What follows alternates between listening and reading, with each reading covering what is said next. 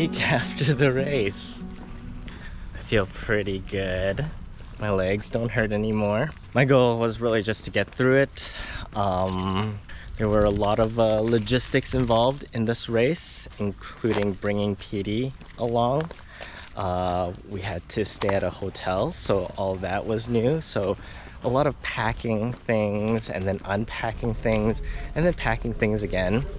A lot of walking back and forth to the car. So in terms of goals, I didn't really have like a specific time in mind.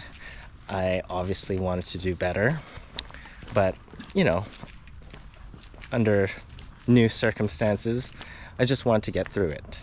Training was overall pretty good.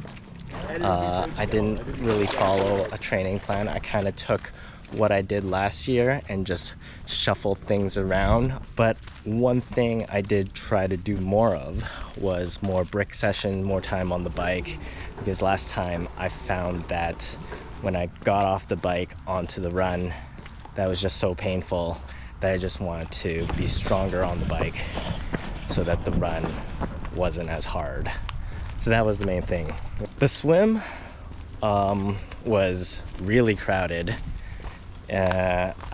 It was probably the most crowded swim I've ever been a part of. It might be the second most challenging swim that I've ever been a part of, because it wasn't choppy waves this time, it was choppy people, like people karate chopping me over and over again. Yeah, that wasn't pleasant. I got hit in the face. I almost thought they were gonna knock my goggle off, so that was concerning.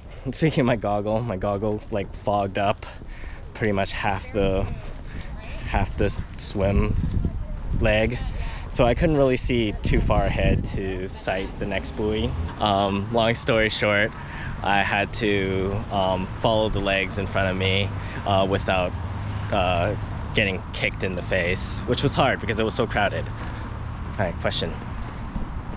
Were you nervous, and what was it like starting from a swim start where you were already in the water compared to other times when you were standing? Yeah, so this race required us to be in the water, kind of treading water for, I don't know, like half a minute before the race actually started.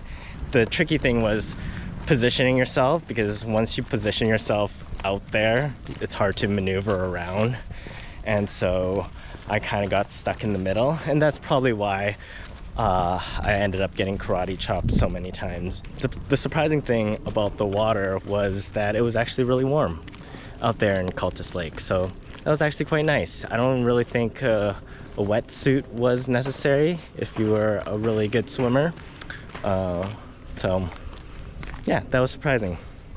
Coming out of the swim, I was quite relieved, because I would say it was just getting through the swim. That was my really only focus after just how tricky it was. And so I felt pretty good getting out of the swim and just getting onto the bike course. So I didn't really have a strategy going into the bike course. We did a recon the day before, just driving around. Usually I would like to ride the course, obviously, but didn't really get a chance. It was also an open course for cars driving by too, so that added another level of challenge.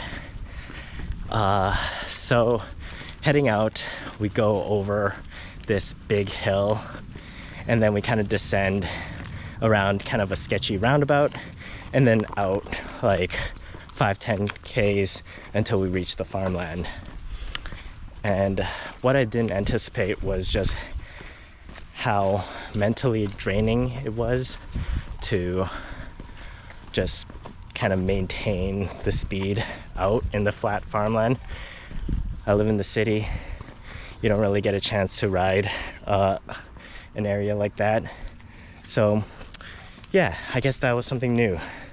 Just trying to maintain your speed, and then you're riding 10K just down this super long road, and you're looking at your time, and it just feels like it's never gonna end.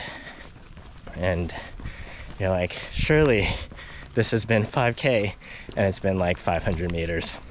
I guess one thing I really wanted to focus on, because I did so much training on the bike, was my bike time. I really wanted to get around the an hour 20 mark. I think that would have been good. However, it was a very different course than the one I did previously, where there were more hills and we were doing laps. This is just kind of out and around farmland and back. So yeah, you can't really take time into consideration. You just kind of just do your best. Coming off the bike, I honestly felt pretty good. The last bit where I had to come back into the transition was all downhill. That gave me a chance to catch my breath essentially, and then right onto the run. So I would say the first kilometer or two of the run was not too bad. I found a guy who was running my pace and just kind of drafted off of him for a bit.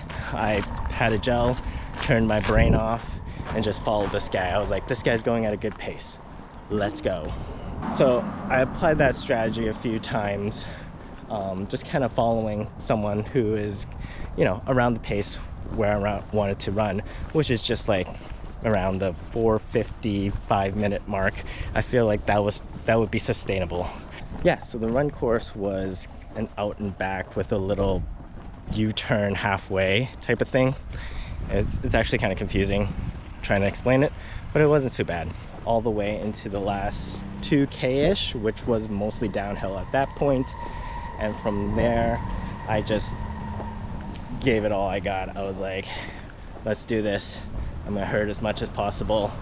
Let's see what I can end up with. And so yeah, I pretty much put myself through the last part. Crossed the finish line, ended up getting 4 minutes faster than my previous time, which was a nice surprise. I mean, I didn't really expect that coming off of the bike, just because I added more time on the bike, but I did a much better run, so that was very positive.